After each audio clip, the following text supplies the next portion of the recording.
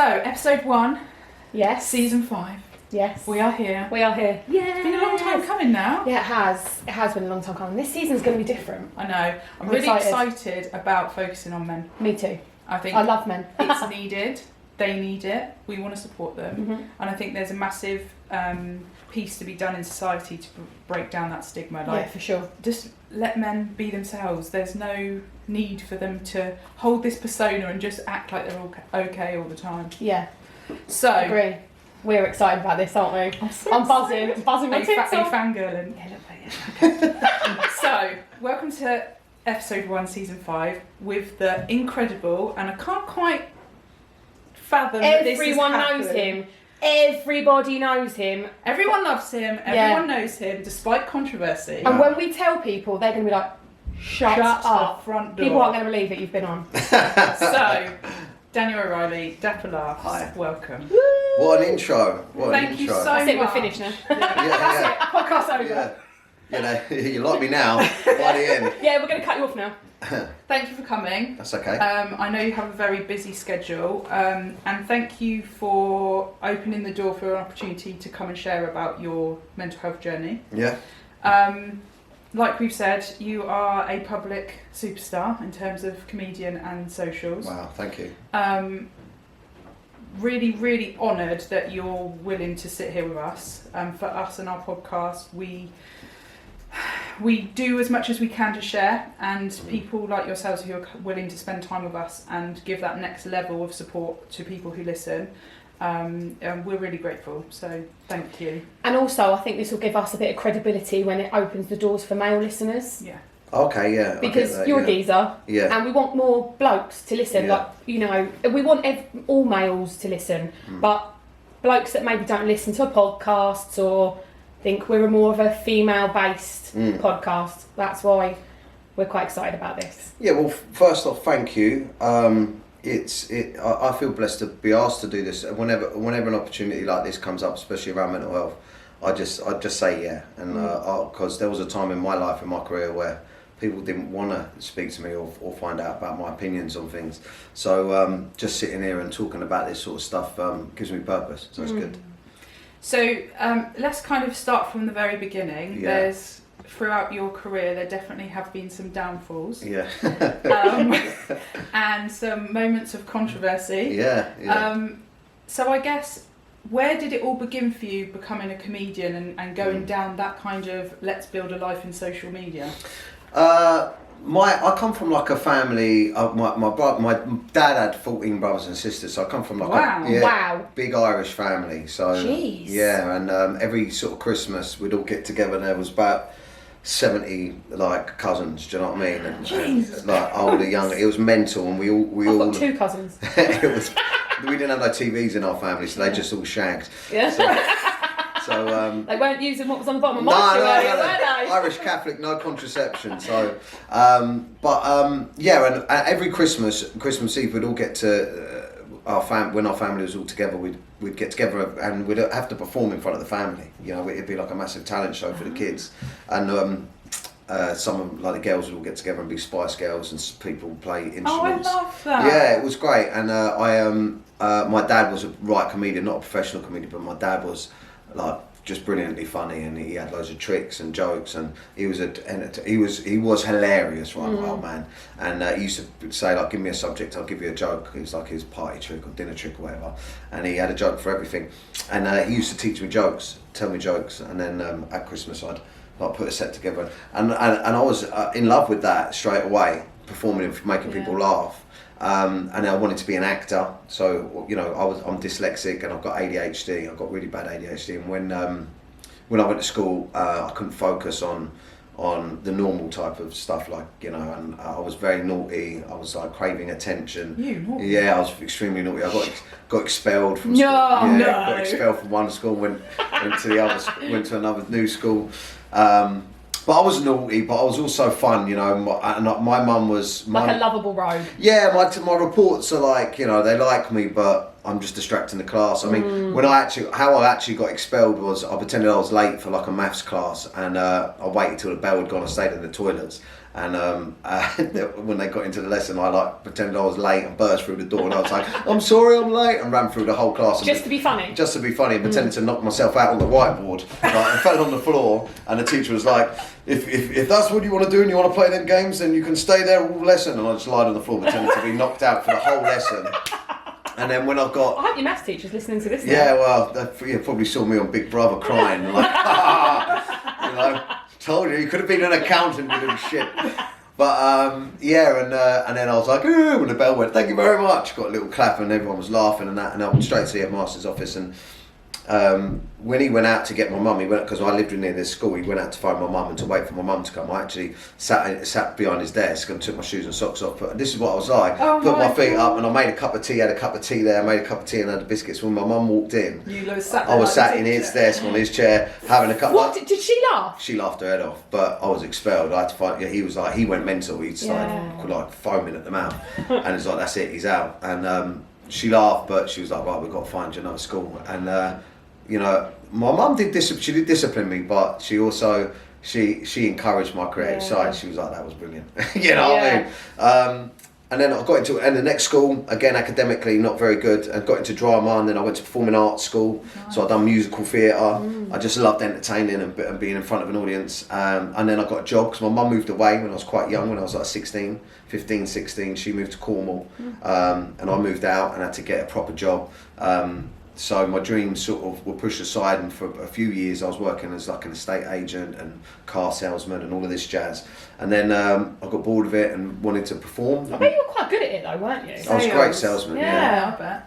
They went off with a to the gap, shittiest car. Yeah, no, with the lads. Thinking they were driving a Beamer. I was like, this car's going to be great, lads. When the ladies, I was like, you know what I mean? So, and I went over to Cyprus. I'll try and keep this short, but I went over to Cyprus and done hotel entertainment, so singing and dancing in the shows, and then like doing calling the bingo and Who Wants to Be a Millionaire, and I was doing the comedy in between, like the shows or before the shows and after the shows. Like a pathos. Yeah, like a host. Like host, and doing like quizzes and bingo and all of that, and I loved it. And I'd done a season over there, and then I got spotted there and got invited to audition to be the host and comedian on the cruise ship, and I'd done that for 4 years.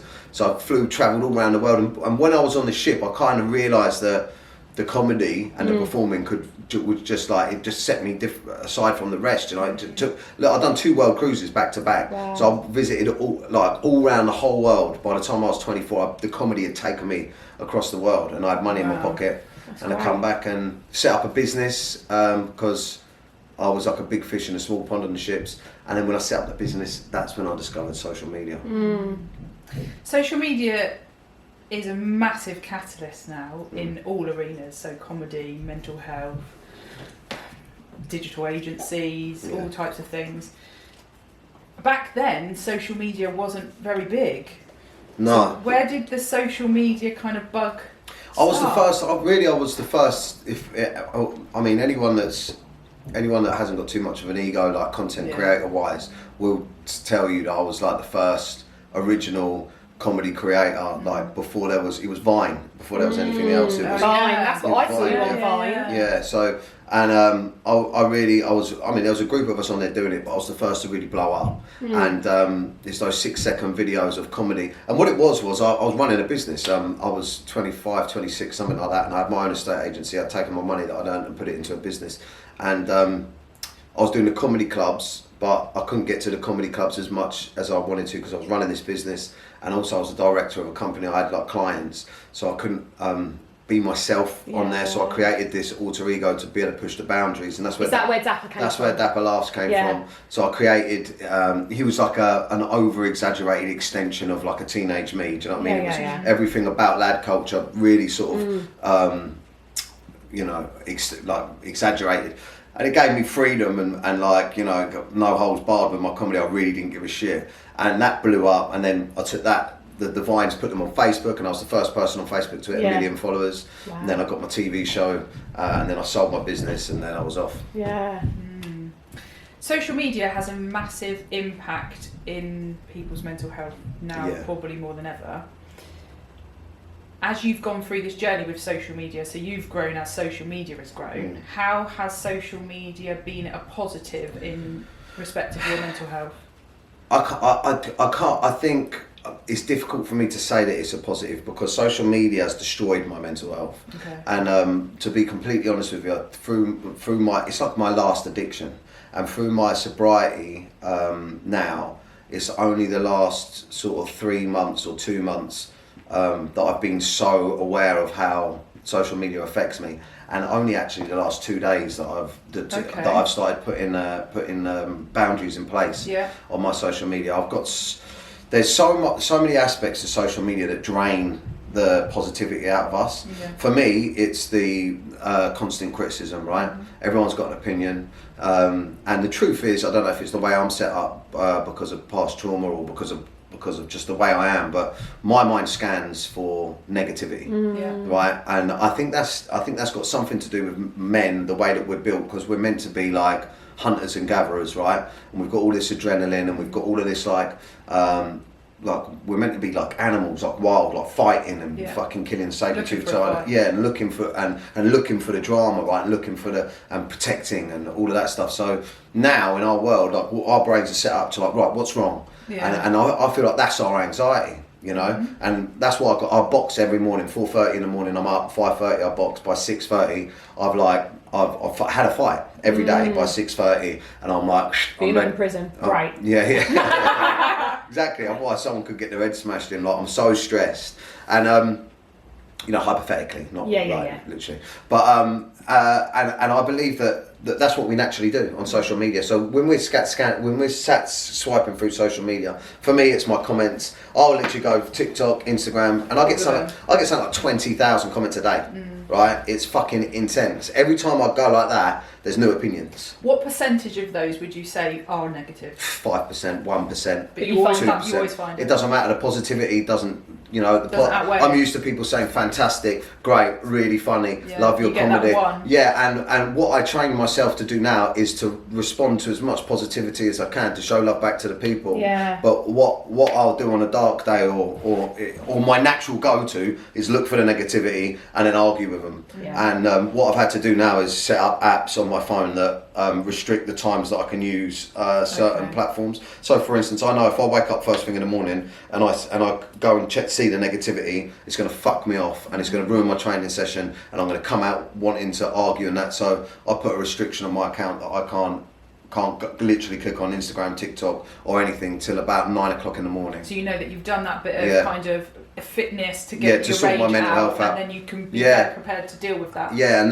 then also I try, and what I did yesterday was I said to myself, unless you're creating, don't go on there.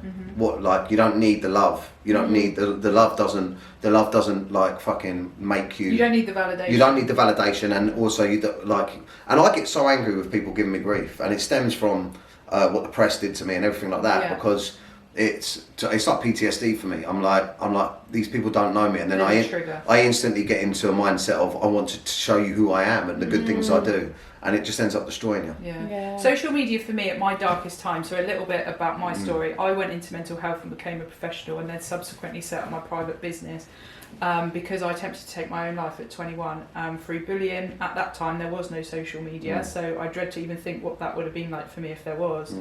And then I went into my 20s and into my late 20s, 30s with this want of validation from social media, because it was the only place I could get it from. Relationships, family stuff, friendships and all that, it never came to me like that. There was always issues.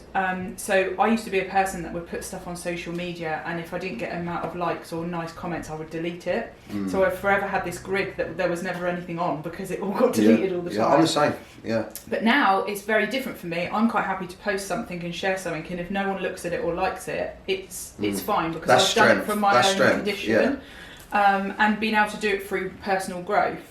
I think the problem with social media is that there are those people who haven't done this self-development work and don't even know what that looks like, and aren't willing to accept past traumas and experiences as being a problem, to the point where you do put shit out on a 1D version on social media and think that that's cool. Yeah, I'm very guilty. Want people to like it, want people to comment. It's a stickler for creativity, right? It really is a stickler for creativity, and I'm very much, and this is how everything that I do to do with mental health, sobriety, and men's mental health came about. It all came about because I'm very much in tune with how I feel, and I'm like, right, if I feel like this, my audience feels like this. Yeah. Like I am my audience. Yeah. Even though my audience is men and women, old and young, I'm like, if I've attracted them to my channels, There's a reason why there's a they're reason they are me, right? And that's how I genuinely feel. And I'm like, if I'm scrolling and I see another comedian that sold 200,000 tickets to their tour,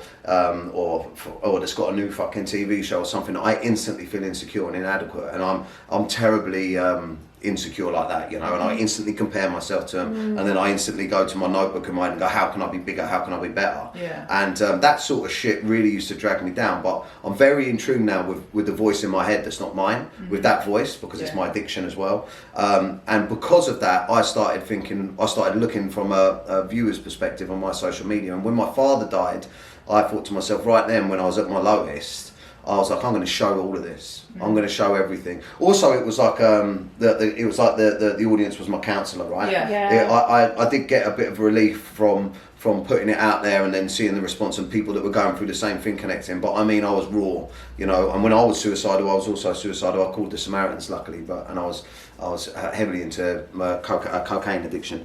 And even that, I spoke about that, and you know, people could visibly see my alcohol problems. You know, I was drinking heavily on social media and talking about everything that I was going through and how I felt. And as a result of that, people reached back out to me. But I was that's why I created the group and the podcast. But I was very like conscious of, I don't want my audience to just think that it's big houses, supercars, loads of money, reality. and shows and selling tours, and you know. Yeah. And that's probably something that more people need to do in the world, in the public eye, and celebrity status and all of that, is actually show the reality behind your life, because you are putting out a 1D version and everyone thinks it's pink and fluffy, but actually behind closed doors it's really not like that. I think it makes you so relatable as well. Yeah, and also it opens conversation, you know. For sure. It opens conversation. I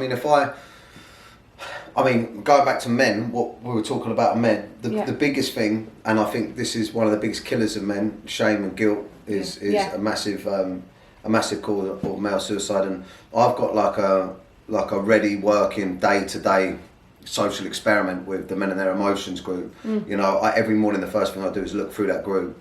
I've got like 15 moderators, and we all talk throughout the day, and we pick the things that men are saying, you know, and we share them to the group. People can do it anonymously, and they're telling us, like, there's thousands and thousands of men telling us what they're going through and what they're feeling. And majority of the problem is, I think, is that we're ego-driven animals, right? And it's near on impossible, or it takes a long time for men to get to a point to be able to go, hold on, do you know what I did wrong? I done that wrong. I hurt that person. I said this. I shouldn't have done that. And do you know what? Right. And like for me, the last 10 months have been the most beautiful 10 months of my life, but the hardest, right? So 10 months ago was the second time that I went sober, after really hitting a rock bottom. And losing, more or less losing my missus, my wife, my new wife. We'd just got married, you know, and I couldn't go home. I couldn't see my kids, and I'd really fucked it up. And the first time I'd gone sober before, it was because I was starting counselling, and my counsellor was like, I can't sit. You're not allowed to do it under the do you know what I mean? And I wear my heart on my sleeve. I always have. Like, my mum knows me inside out, and so when I started talking to my counsellor, you know, do you use drugs and do you drink? And I'm like, yeah, you know, sociably. And she's like, what do you mean? It's so socially accepted, though, isn't it? Yeah, but I mean, alcohol. Yeah, for me, like it was just part of my. It was just part of my friendship group, part of my culture. And if you don't drink, they're like, why don't you drink? But for me, like even sniffing cocaine, it was like every weekend. Yeah. And if something was going on and in the week, if you didn't do it, you were questioned in the why. week. Yeah, and if something interesting was going on in the week, it was in the week, and it was taking me 2 to 3 days to get over, because I had serious mental health breakdowns to the point I thought I was bipolar. Right. Like I had now I know that it's got something to do with my ADHD and sort of past trauma and stuff, and also it's something that's like called an excited delirium, where you know the I think it's called cocoethanol that's created within your blood when you mix cocaine and alcohol. So it's the come downs for me. So I'd get into these like fucking, like almost like bipolar episodes where it was like fucking everything's going to go wrong and fuck you and you don't love me and this, like a rage. And you, many women out there that are listening to this will know this from their fellas, and it's almost like an excited delirium, and it can cause heart attacks and that. But it's a psychosis. It's like a psychosis, right? And it was happening to me, and I was saying things I didn't mean, or and I was behaving in ways like I didn't give up. I'd just be like, I'll go back out then, and I'll just go and get drunk again then. And and my wife put up with it for years. All she wanted was me to be present and to be there, right? And I was for some part of the time. But the truth of it was, for the last 15 or 20 years or whatever, I was either high or drunk or on a come down. Yeah. Do you know what I mean? So I was always working at a deficit, for like a dopamine deficit, or I was always, my mind was constantly scanning for what the problem was, because I was never a baseline happiness. I thought I had depression. I thought I had a raging anxiety. I was going to say, you probably thought you had a combination. Yeah, I did, and I had a video recently that went viral because I said, look, if you're suffering, if you're suffering from mental health, depression and anxiety, but you're still out using and abusing drink and drugs, then it's such an when you look at it with open eyes, it's such a fucking obvious problem. Yeah. I mean, like some of my friends could see it. And some of my friends that didn't use drugs and didn't drink, they'd see my posts on a Monday, Tuesday, Wednesday about how down I am, and they're like, of course you are. Yeah, and this last 10 months, so I had to go sober for the counsellor, right? So I said to the counsellor, well, I use cocaine twice a week, maybe. And she was like, what? She was like, seriously? And I was like, she's like, well, you got cocaine addiction then? And I'm like, I don't have an addiction, because I can take it or leave it for a few days. You know what I mean? Or I'm not an alcoholic because I don't drink Monday, Tuesday, Wednesday. Yeah. Do you know what I mean? But I honestly, I was like, I don't have. People think addiction is every day. Well, the stereotype. The of course, the stereotype addiction is a man sat on a bench holding a vodka, or waking up in the morning and reaching for a bottle of vodka. Yeah. You might. For me, I'd use cocaine more or less every time I drank, or the thought would come into my mind, right? And once I picked up a drink as well, I weren't stopping. It was the annihilation, the escapism, and I've learned so much about it now. Right, it's the and this is what so many men are going through. They work hard, they're stressed all week, and then they want that escapism, that annihilation, that oblivion. Even if they're happy with their life, family, even if they've got everything they want on paper, they think they. They think they deserve it, and they think they need it. I've worked hard, I deserve this. And that's an addiction. Yeah, it's an addiction to a fantasy world, to escapism. And when I started going counselling with her for like 6 months, it all slowed down and it all stopped. And this like delirium and the up days and the down days went, and the depression went, and the anxiety went. But I put it down to the counselling, right? I mean, the counselling was helping. I was unpicking. Oh, of course. I was unpicking childhood trauma and everything that I've been through, the loss of my father, and what happened with me in the industry, and the fear of losing it all, and why I pushed so hard, all this stuff. Got diagnosed with ADHD, so a lot of stuff was making sense to me. And then it come up to Christmas, and I was like, it weren't the booze, right? So. I'm all right to come out of retirement and come back to drinking. And my missus was a bit like, well, we're happy, and I'm like, look, it's just a few drinks. I've got it under control. I never want to use coke again. Never. It destroyed my mental health. And within a week, mate, I was fucked again. And but this time round, I knew I was fucked. And I was like, shit. And I was had that period of and I was like, wow, and this is what. Were you training in that time before? I was training. And then did the training stop? Yeah, went out the window. Everything went out the window. All the things that I put into place to be better went out the window. And when I started drinking again, it was like 3 months till my stag do, and then it was like 5 months or something till my wedding. So I started drinking again, and all my mates were excited, and I was like, but the drama started at home. The arguments, me being an arsehole, being out for all night, sniffing gear and doing whatever, completely lost control. But inside my mind, and this is what happens with people, you kind of have to go sober and think you have it cracked and go back and see like it. A test run. You have to see it to scare you. Yeah, you have to see it to scare you. You have to pick up a drink and start drinking and think, I'll be alright putting it down, and then find yourself at like 4 o'clock in the morning sniffing gear, when you've got shit going on the next day. Do you know what I mean? You have to sit there and go, wow, how did that happen? Do you know what I mean? And so I got scared about it, but I also, this being scared turned to, well, I need to consume as much as I can before you give up. before it happens again, and everyone says you've got You've a got to problem. stop. Because I Yeah. could see him looking at me like I could see it happening, right? Yeah. And I was like, I'll ignore it a little while longer. Maybe I'll get through the stag, so I'll do the stag so I can enjoy the stag, and I'll stop after the stag, and I couldn't. And I really wanted to stop before the wedding, but I didn't.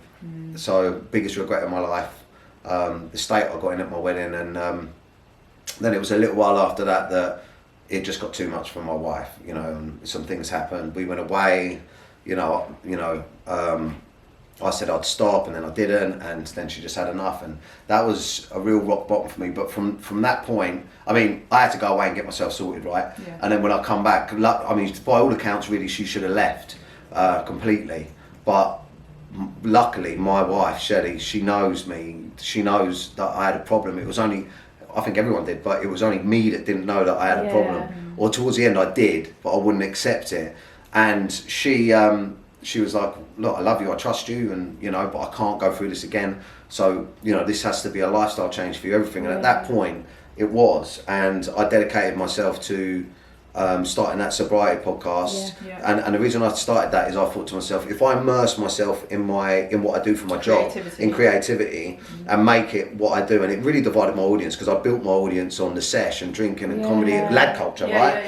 And all of a sudden I'm fucking, I every week I got an industry expert to do with alcoholism, drug addiction, sobriety, to psychologists, journalists, authors, people that have gone sober, or whatever, industry experts, and I interviewed them, and I learned. And what I found out through that was none of it, I mean, sobriety is about well-being. Yeah. That's all it is. Yeah. So sobriety is about, instead of wanting to escape your life at the weekend, build a life that's so good. It's like positive change. Yeah, it's positive change. And then slowly all these things got implemented into my life. Yeah. Getting up earlier, writing my gratitude list, working out, getting those natural endorphins, spending time off my social media. And what the sobriety comes down to, and men will really be able to fucking relate to this, is not being comfortable in your own skin. Yeah. And in this last 10 months, I've only just started to scratch the surface of who I really am. Who am I? And it's really difficult getting sober. Sorry, I'm going on now, but it's really, really difficult going sober, because for me, and for men out there, every time a feeling comes up that is awkward or you don't want, you suppress it with alcohol. So you have an argument with your missus. That's why men can be so quick to snap. If you're arguing with your missus and she's like, yeah, well, last time, or this is what happened, and you feel guilt or shame, you go, fuck you, and go, well, can I swear? You go, and they feel that guilt or shame, and it's a moment where a man has to deal with what he's done wrong, And they'd rather not. that, or accept it, or talk about it, or fix it. Like, the ego says, fuck that, let's drink. And fuck her, I'm getting smashed. And do you know what? We're at home in turmoil. And I'll tell you what, this will teach her. If she wants to ask me about shit I've done wrong in the past, or want me to change my ways, and I'll go and get smashed, then she'll know every time she tries to bring it up, I'm going to get smashed. Your guard comes Like a up. punishment. Like a punishment for her. And that's what I used to do. And but when you've done loads wrong, and I mean loads wrong, and fucked loads of stuff up,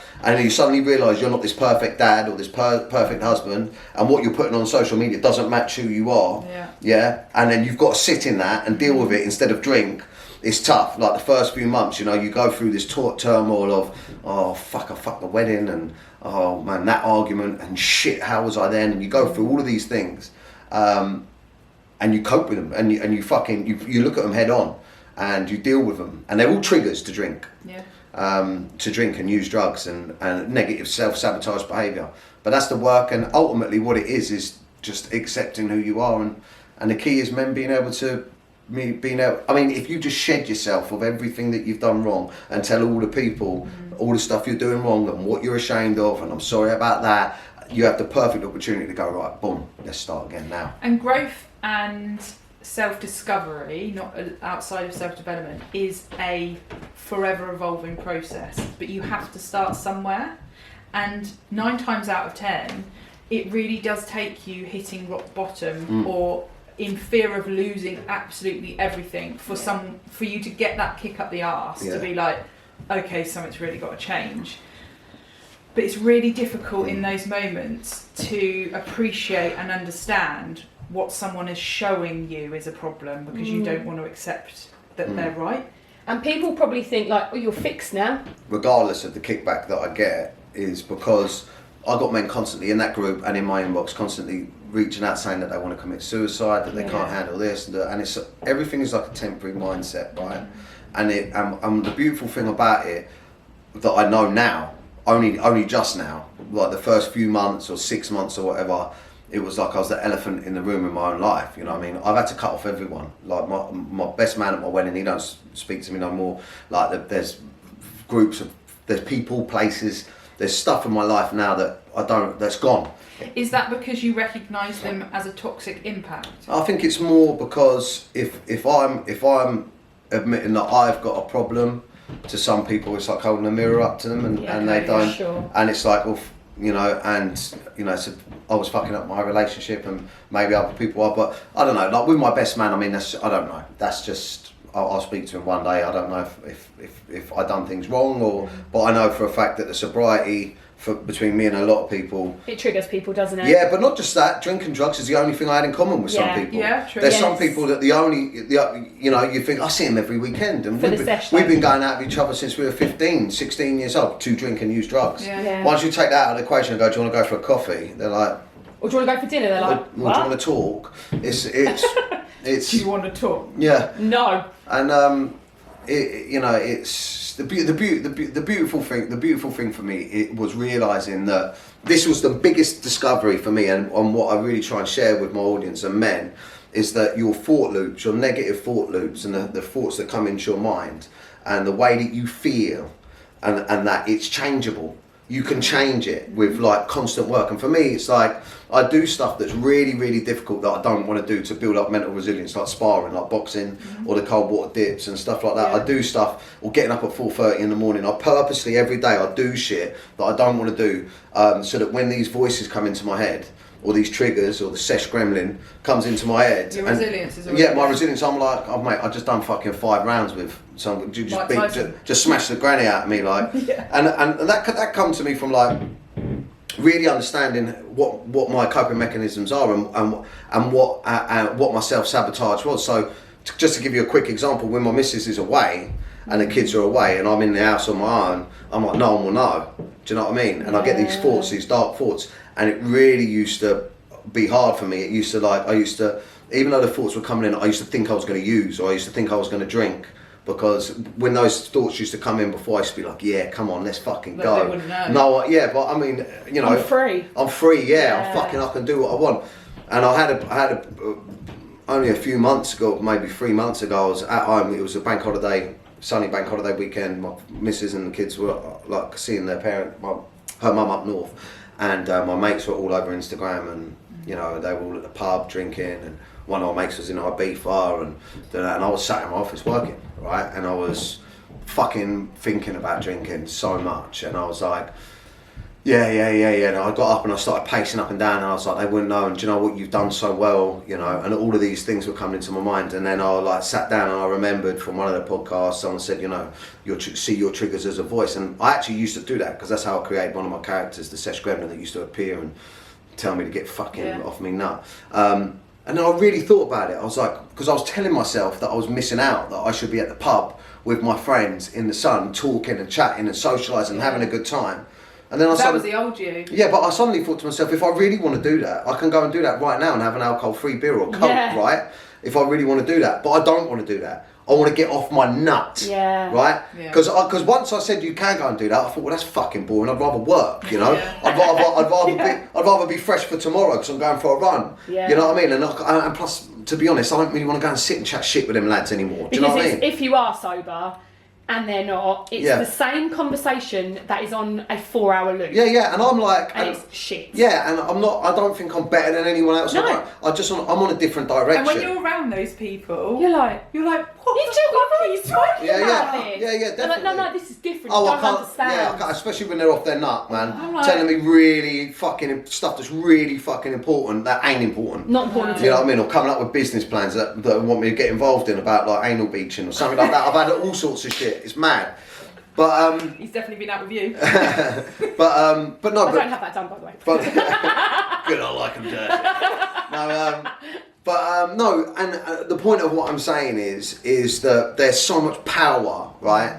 And choice. Yeah, there's so much power in choice, and also there's so much power in realizing that your insecurity, your jealousy, your FOMO, or your fear of missing out, or that self-destruct button. And there'll be geezers out there, especially your plasterers, your scaffolders, or anyone that's working hard, physical work, or anyone that's stressed, right? Like you said before, that's providing for their family, that maybe is not in a loving relationship, or that's going through fucking parent alienation, can't see their kids. Yeah. It's so easy for them to just go, oh, right, work's done, fuck you and fuck the world, and get annihilated. On plasters. Constantly sticking on plasters rather than dealing with the issue. Exactly. And what lads don't realise is then on the come down, because come downs kill, and on the come down, when you're going back to reality and life's got to start again, it's harder, but you never associate the come down with the drugs. You just don't. It's the addiction's way of lying to you. So on a Monday morning and a Tuesday morning, you just think your life is shit and it's getting worse. That's it. And when I cut all of that out, and then I worked out how to manage those voices in my head and how to see them. Like now, it's even with my wife. If my wife says something to me that annoys me, I can see it's my ego, that she isn't being annoying. Like she's repeating herself to me, and I'm like, why do you keep fucking telling me that? And I'm like, well, it's because she's told you twice and you ain't done it, right? It's not because she's a twat, it's because you're a twat, And so that voice, I've learned how to manage it, and ultimately that's what makes you a better person. For sure. And with that comes strength, with that resilience of beating that voice of bettering your life and getting clean and getting sober and doing your fitness comes strength. And now I'm just like, it just feels weird, there's no drama, I'm just like happy. Do you feel lighter? Yeah, I feel good. I mean, don't get me wrong, there's still moments but normal moments, And my ADHD, I can manage it, I'm very in tune with how I'm thinking, when I'm good, when I'm bad. But I mean, from a day-to-day basis, I'm like, I'm so lucky, man. I'm like, I don't want more. I want to keep what I've got and how I feel. And now I can work on things like managing my social media or managing my caffeine intake, or you know what I mean? Sat with a Starbucks. Yeah, I know.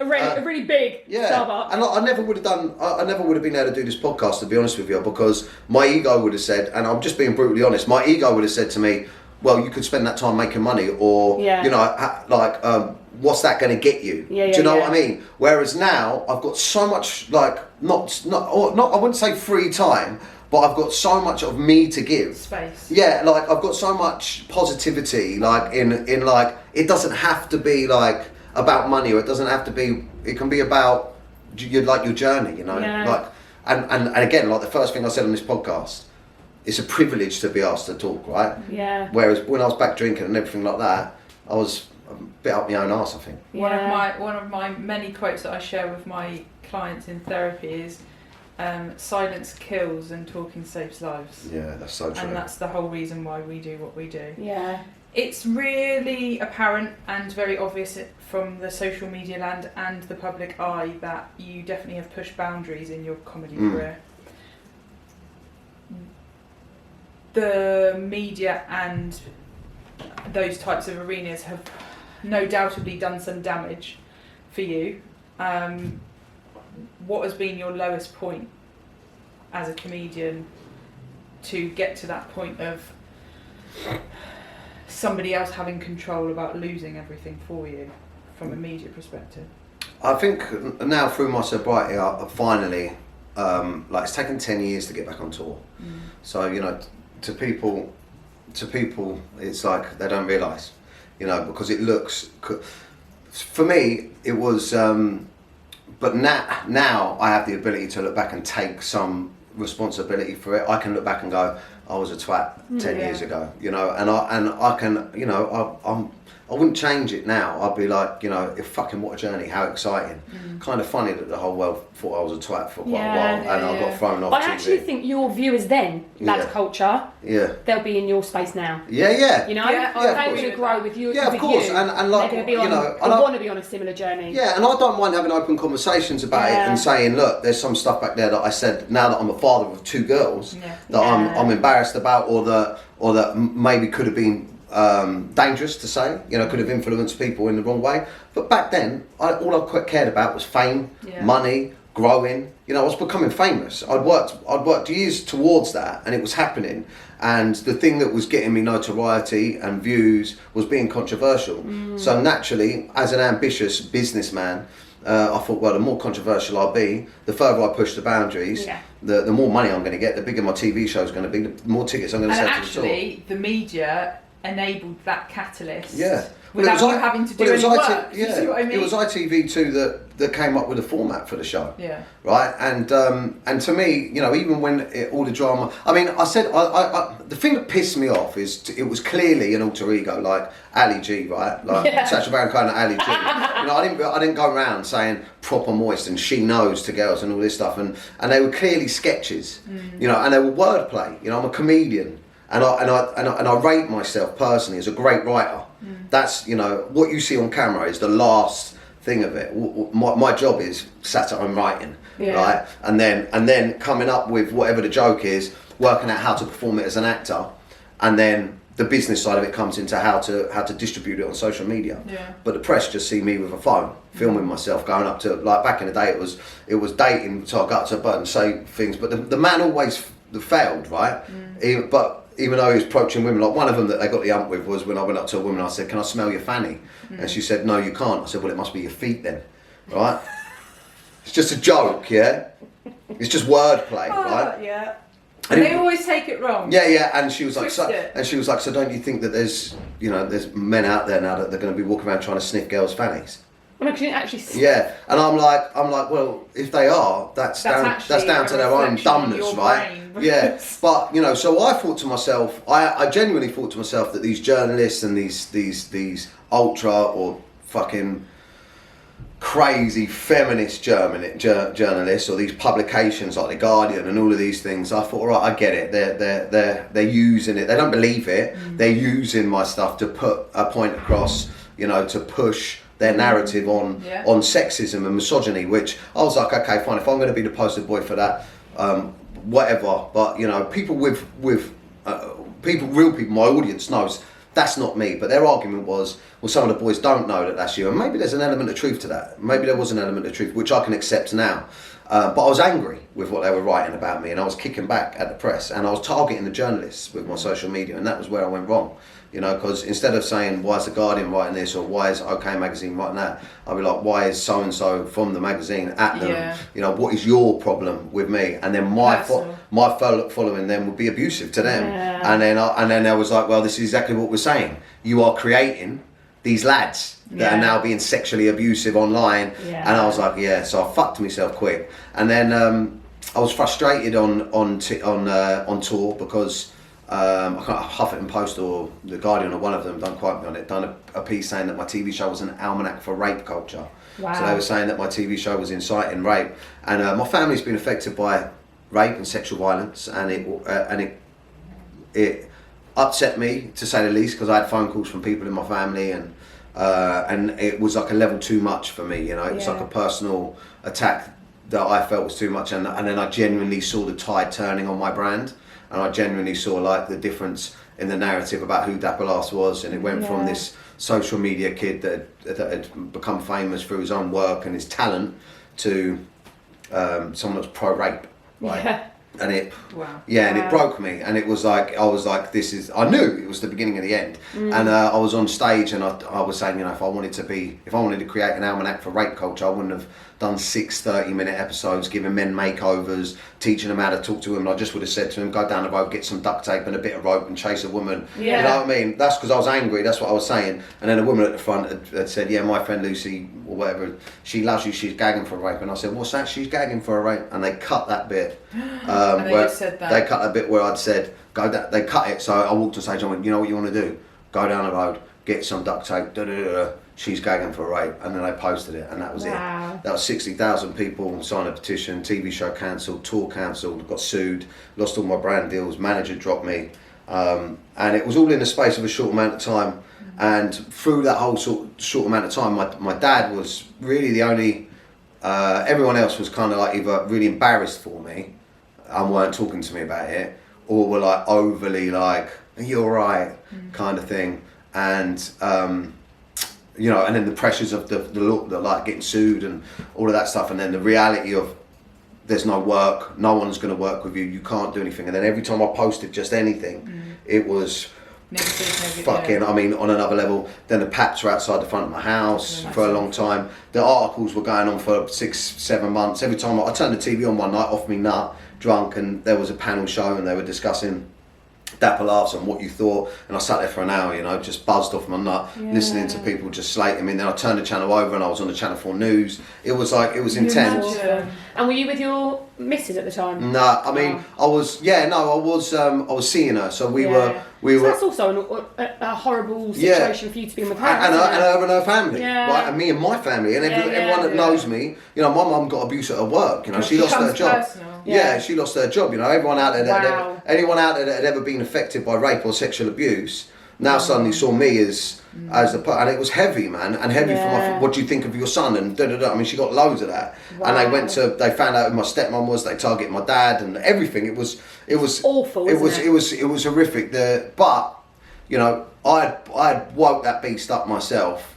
I hadn't helped, and I'd pushed, and the comedy was out of date, the TV show was out of date. I mean, it wouldn't even get across the line now, and the time was turning there. There's only going to be a small shelf life for it, and as a comedian, I had so much more scope than being a guy that was teaching men how to shag birds, right? Yeah. But it is what it is. It's fucking funny now, but at the time it was horrific. But at the time, my father was the only one that was sort of like, who'd give you a TV show anyway? Do you know what I mean? Fair. My dad was like, fucking... I can't even believe you got this far. Yeah.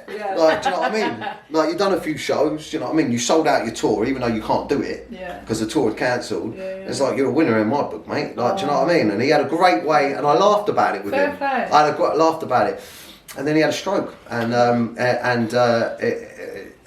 right in the middle of it, he had a stroke, and I just went over and managed to speak to him for a couple of minutes, you know, say a few things for him, and then he died, and I had to make the choice to turn the machine off as well, because my stepmom and my brother wouldn't. And I was already using drink and drugs to cope at the time.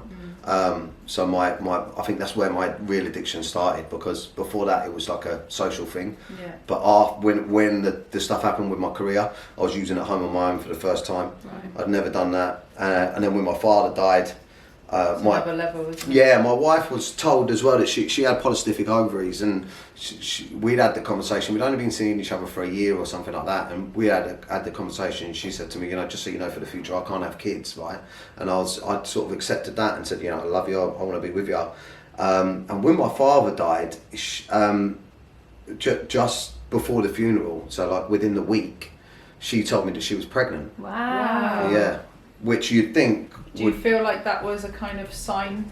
It didn't help me straight away. It sent me the other way. I'd already, it's one of the big regrets. Another stress. Now you're going to be a dad. Yeah, and I wasn't. I'd already checked out. To be honest with you, I'd already. Once my dad died, I mean, I was hitting it hard, and I kind of, with the career, I was like, fuck life. Yeah. Like with the career gone, I thought fuck life, you know, fuck it, whatever. I tried to be nice, but fuck it. When my dad died, I really was like, I'm out. Oh, I see what you mean. I thought you meant you checked out of the idea of being a dad. No, like life. Life in general. I was already having dark thoughts. I was like, I'm just gonna kind of get through it, and that was it. That was like the real low point, and that's when I done Newsnight. And ended up on Newsnight just to stop it. Yeah. So after that, I went on Newsnight and done that infamous interview. Yeah. And that was it. The infamous interview. Yeah. So, new tour in January. Yeah. Are you excited? That was so dark. Sorry, I took. No, don't be sorry. That's what it's all about. That's what it's all about. New tour. Yeah. 10 years later. Yeah. What's the focus? It's called Out of Character. So it's about. And I've written it now, and we've been running it. And he's adding a Pompey tour. Yeah, I'm going to try. FYI, he's not coming to Pompey. I'm going to try and get down there. Yeah, it's about the different characters that we all play in our lives. You know, like all of my characters come from something. So like Kid Frankie was when I was a kid. The Sesh Gremlin's my addiction. Yeah. Jim and Steve is like my view on like the political landscape that we live in. Jim and Steve, I love that. They're crazy, aren't they? But Jim and Steve represent what the government think we are. Do you know what I mean? How dumb they think we are. But these are all characters that are parts of my personality, and also being out of character is like, who am I? You know, and who are you? Yeah. And it's like kind of discovering who you are and like peeling back the layers. We're like onions peeling back the layers, and the more you peel back, the more upsetting it is. But at the end, you know, it makes a good meal. Yeah. Thank you so much. That was fucking quick, wasn't it? That was deep. It does go quick. It does go quick. It does. I could bet you had keep more going. questions, didn't you? I just spurted do everything you out. know what? I've got Everything we do is about natural conversation, and Yeah. it goes where it goes. And we would rather that it be fluid like that Yeah. when people are listening, because it gives the raw reality. Yeah. We can sit here and structure a conversation with a million questions, and as a therapist, I've got loads, but it wouldn't make for good content. Yeah, so yeah. we much prefer just to sit and have a chat. Yeah. Yeah, So, sorry. we want you to be comfortable. I don't want you to feel like you're in an interview. No, cool. I hate. I can keep going. Once I start, I'm like this. it all comes out. So Yeah. But I just what hope that's should okay happen. for you. Yeah. Yeah, that's what should happen. So people can follow you on Instagram if they don't know who you are, and if you don't know who you are, where have you been? Where have you been? Yeah. Tour starts in January. We will share some information about tickets and stuff. And more importantly, I think if anyone out there struggling with addiction or sobriety issues or is sober curious, check out my podcast, Menace to And Sobriety. your Facebook group. The Facebook group's my proudest sort of creation, and there's 45,000 men in there all talking about problems that they're going through, and they're asking for advice, they're reaching out. But the beautiful thing is you can go in there and you can just watch. You can just have a look and see. It's like watching Jeremy Carr. You don't feel so bad about yourself. I used to like watching Do you know what I Jeremy mean? Carr. That's it, yes. My husband's, he won't mind me saying this, he's actually who told me about your Facebook and everything you were doing for men's mental health. And I said to you, didn't I, before recording, that he and his friends are huge fans of the Facebook group. Thank you. I just think, and he doesn't ever contribute. He just watches, He just uses reads. it as a resource. Yeah. It really is special because we're solitary animals, us men. We're like islands, right? And we're just, and the biggest thing that you can do, and if you can't do it with people with you, then do it with strangers in groups like that, or go and get a therapist and have a chat. But we create this alternative fucking world in our minds and person. We create like this fucking armor around us, like, and that's how we go about our lives, living our lives. And it's better to just be a little bit vulnerable and you know, show your insecurities and talk about your problems, because whoever you say that to will go, oh, thank you, man, I feel the same. Yeah. No one's going to go, fucking hell, soppy twat. I love it if someone, say that, I love it if someone I know reaches out to me and goes, it makes me, it puts me on a pedestal. It makes me feel like I know something. Yeah. They're like, listen, man, you know, I've got money problems, or I'm gambling, or I think my missus is cheating, or I'm insecure, or I can't seem to pep myself up. How do I get motivated? And just put a bit of discipline in your life, man. Like, discipline is for any lads out there. I know I'm still going on, but for any lads out there, the key.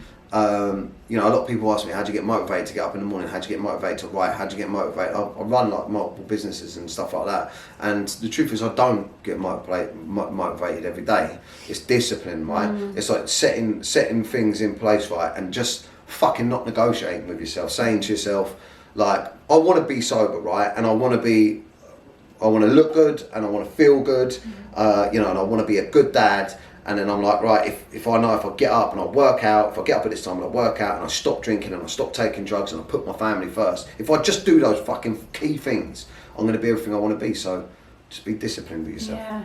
And that is Great probably advice. the wisest words we can end on. Absolutely. Thank you so much. Thank you. That was great, thank you.